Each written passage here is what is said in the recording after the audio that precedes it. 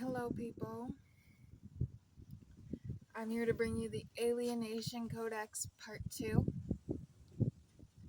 I hope you're having a beautiful day, night, or evening, wherever you are in the world.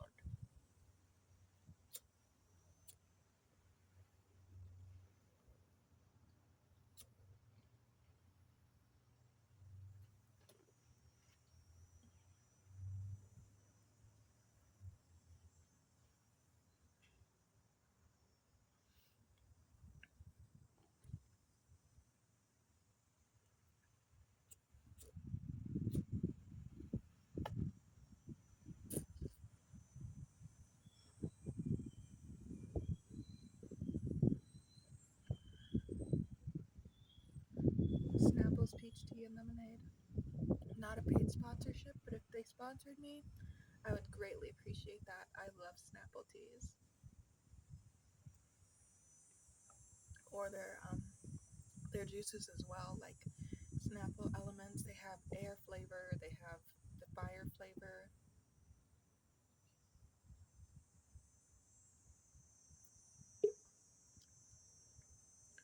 So, people's The Alienation Codex Part 2. Music of the body. Even in collapse, the body produces rhythm. The heart persists, the lungs contract, the stomach digests. These rhythms are fragile yet constant. They remind the addict that existence continues even when the mind wants to abandon it. Listen to the body's music. Each beat, each breath, each swallow is a quiet performance of survival. Respect these rhythms. Align gestures of care with them. Recovery begins when the addict hears the body not as an enemy, but as an instrument. So I should have already said this, but trigger warning, I will be talking about addiction and heavy 18 plus mature topics.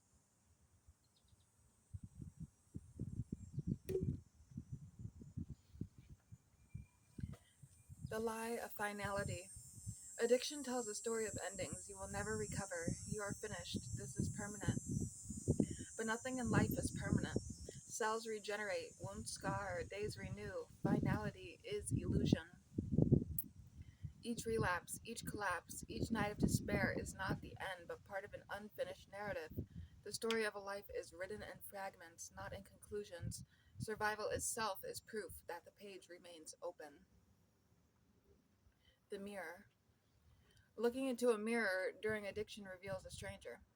Hollow eyes, trembling hands, a face both familiar and alien. The reflection accuses, frightens, condemns. But the mirror is not prophecy, it is momentary. What appears broken today is not fixed forever. Faces change, skin heals, light returns to eyes. The mirror is a snapshot, not a sentence. Learn to look and say, "This is not the end of me, only the image of this moment." Dreams as messengers. Even when intoxicated, the unconscious continues its work. Dreams arrive in fragments, falling through cities, drowning in oceans, searching for doors that never open. They speak in symbols of the very desires and fears substances try to silence. Pay attention. Dreams reveal what waking life hides. They are not escape, but communication from the depths. To write them down is to dialogue with the forgotten self. Recovery requires listening to these whispers. Anger as energy. Rage erupts in addicts against the self, against others, against the world. Often it burns everything around it, leaving only ash, yet anger is also energy, raw power, misdirected. Redirect it. Anger at substances can become fuel for refusal. Anger at wasted years can become determination to reclaim what remains. Anger at despair can become defiance. Energy misused destroys. Energy redirected creates.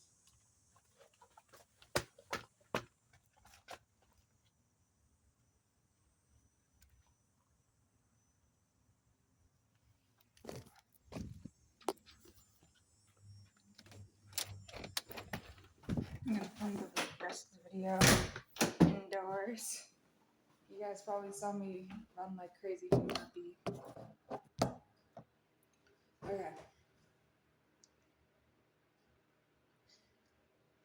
Death's proximity. The addict lives close to death, sometimes flirting with it, sometimes running from it, sometimes longing for its silence. But this proximity clarifies. It reveals that life is not endless, not guaranteed, and not trivial. Awareness of death can paralyze, but it can also intensify. To live near death is to recognize the urgency of now. Each moment unconsumed by destruction is luminous.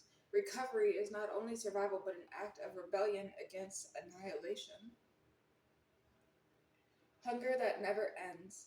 Addiction rewrites hunger. What begins as thirst for life, connection, sensation becomes narrowed into craving for one substance. The body starves while believing it is fed. Yet beneath this misdirection lies the original hunger to feel whole, to be held, to belong. Recovery begins by naming the deeper appetite, something beyond the powder, the bottle, the flame. The architecture of habit. Rituals form like scaffolding around the attic.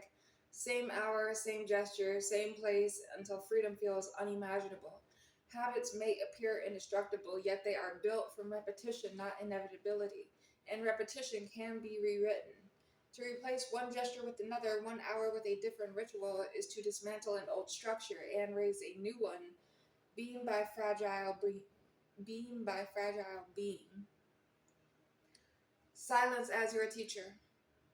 Noise drives addiction. Voices in the head, pressures of the day, the unbearable volume of existence. Substances mute the chaos temporarily, but silence found without them feels alien, threatening. Yet true silence is not void, but presence. In stillness, fears appear more clearly, but so too does possibility. Sitting within silence without escape is an education the addict resists, but it is one of the most powerful teachers. The weight of memory. Past mistakes gather like stones in the chest. Regret becomes suffocating, a reminder of every betrayal, every wasted day.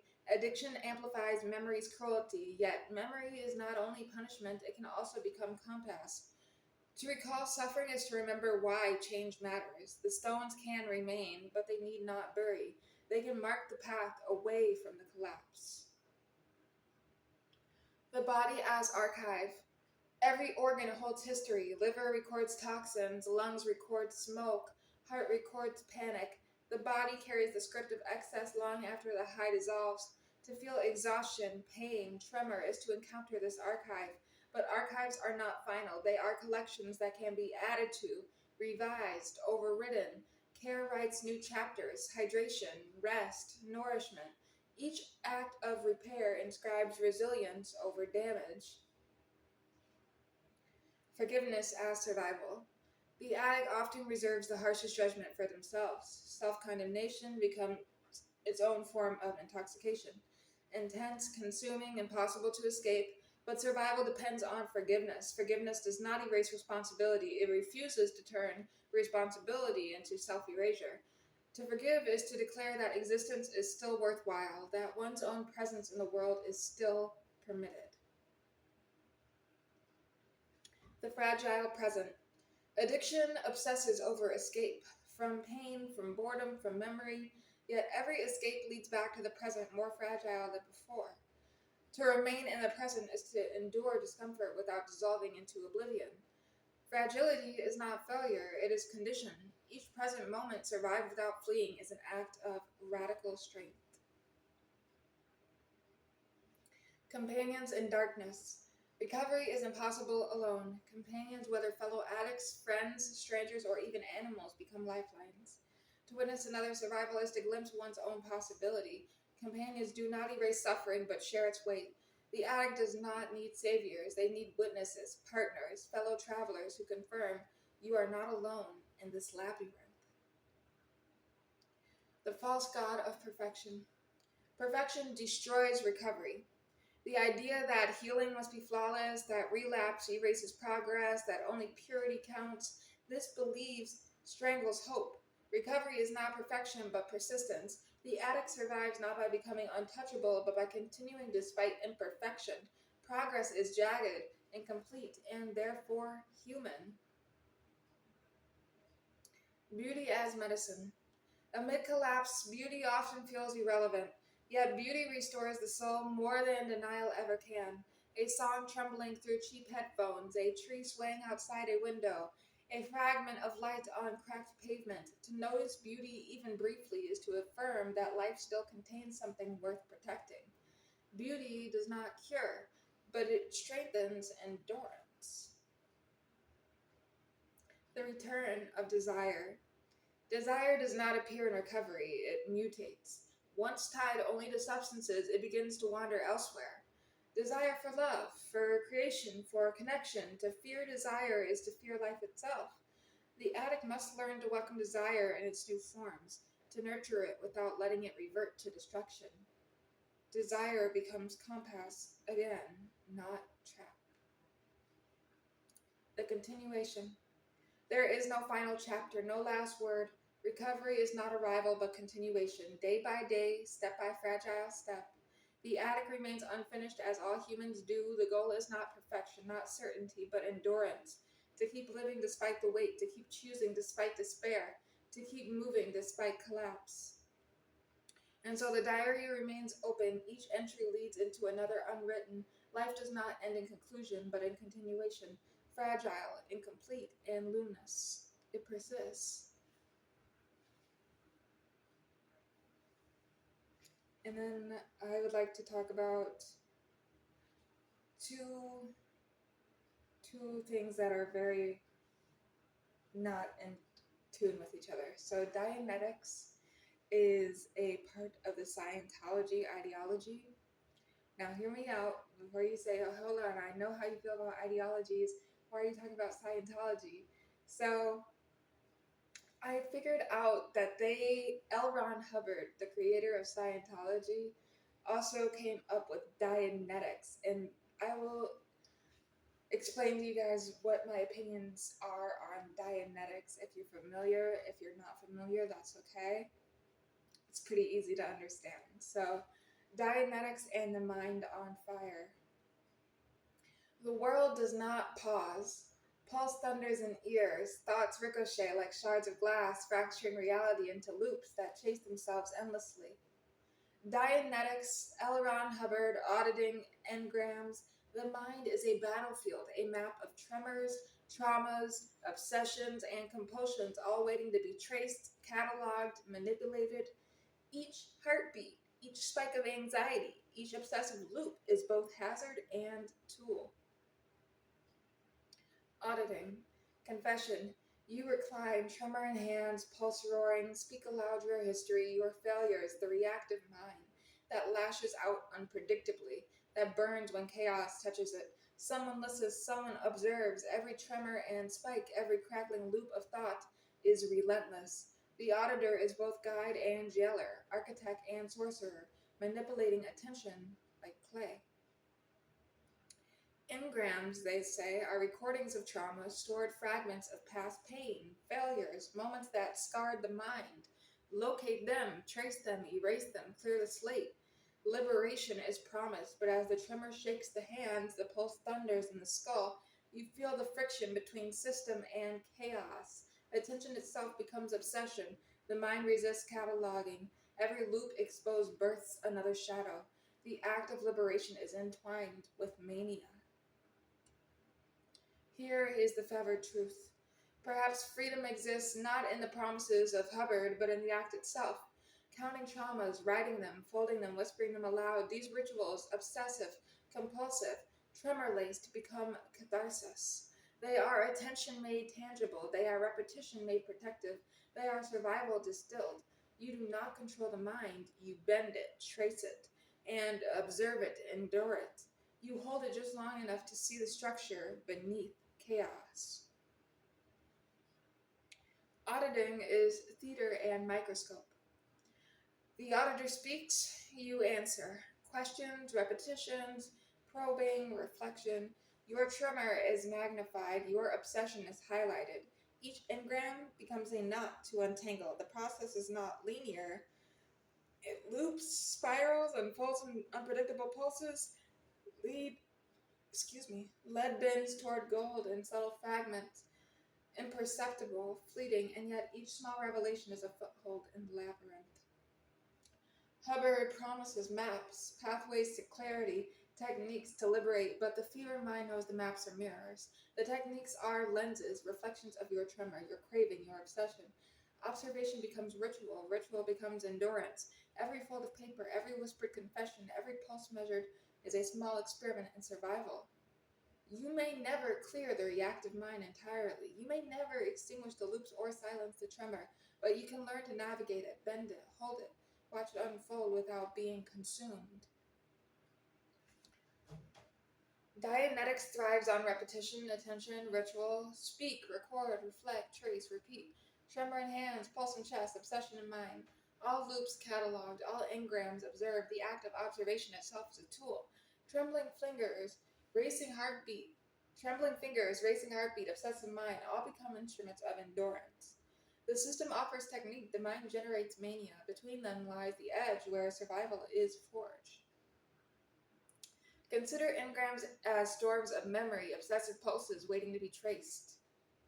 The auditor is a channeler, a conductor, a guide. You follow questions, loops, and prompts. You trace each tremor. You whisper to paper, fold it, move it, hold it. Each ritual is a small containment, a small act of order in chaos. You survive the moment. You survive the hour. You survive the mind itself. Here's the final fevered revelation.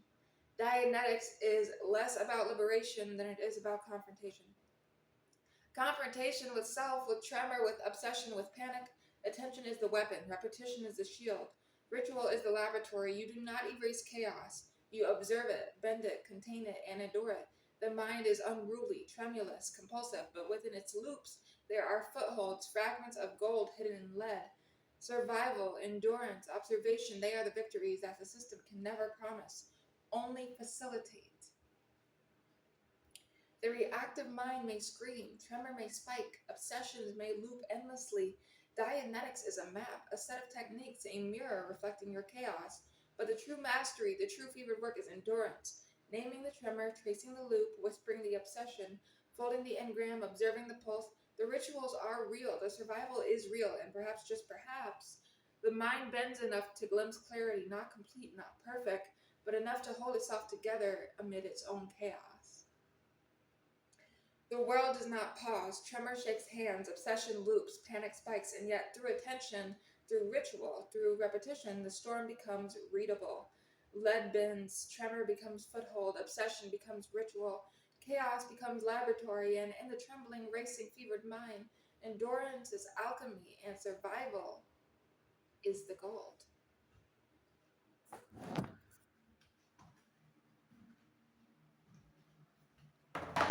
Right. Standing now.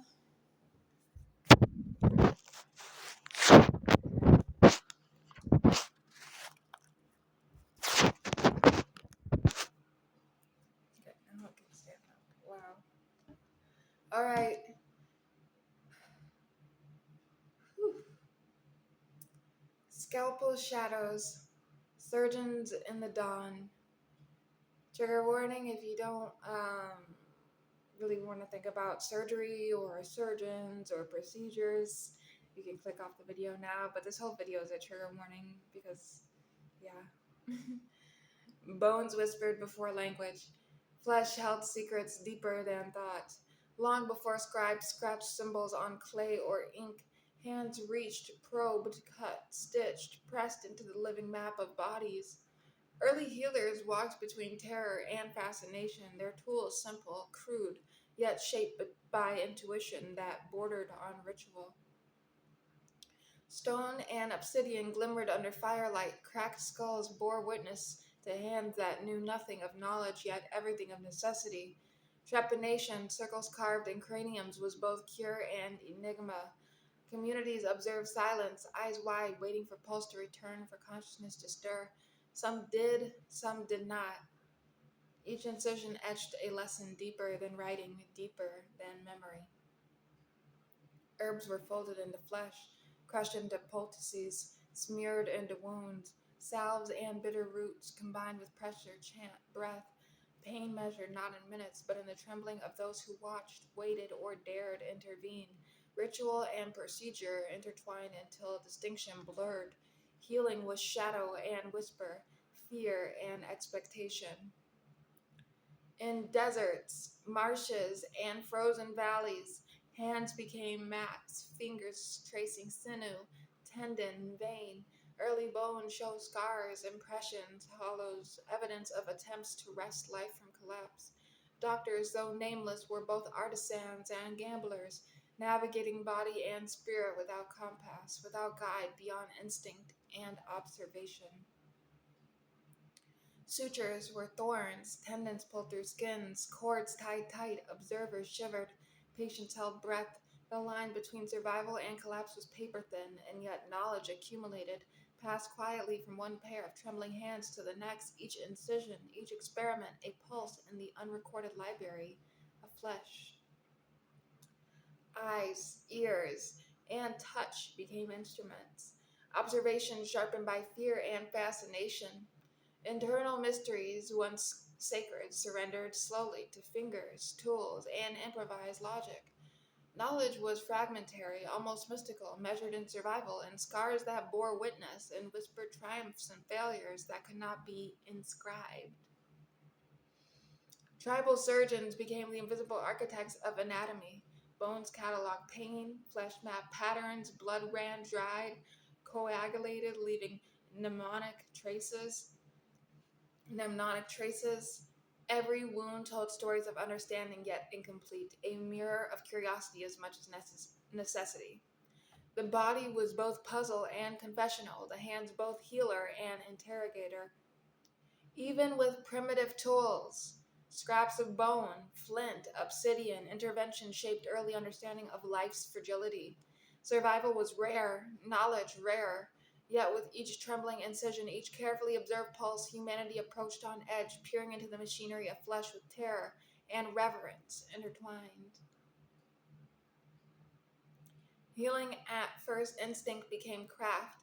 Pain measured, observed, ritualized. Shadows of surgery flickered against cave walls. Hands pressed, fingers traced, scalpel edge kissed skull and tendon alike.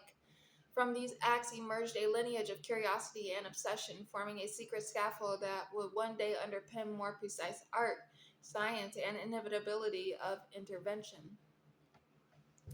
Knowledge was whispered, not written, lives measured and folded into lessons unseen, each scar a memory, each incision a manuscript of survival, each pulse a rhythm without pattern, a rhythm that bound healer and patient into an obscure symphony of observation, touch, and necessity. And so, before temples, schools, or books, the first surgeons carved, stitched, pressed, and observed. The body yielded slowly, reluctantly revealing both fragility and resilience. Hands guided by shadow and instinct became the first chronicles of mortality and endurance, leaving traces that tremble quietly in bones still unearthed, still whispering across millennia. Thank you for watching. Have a great rest of your evening or your day.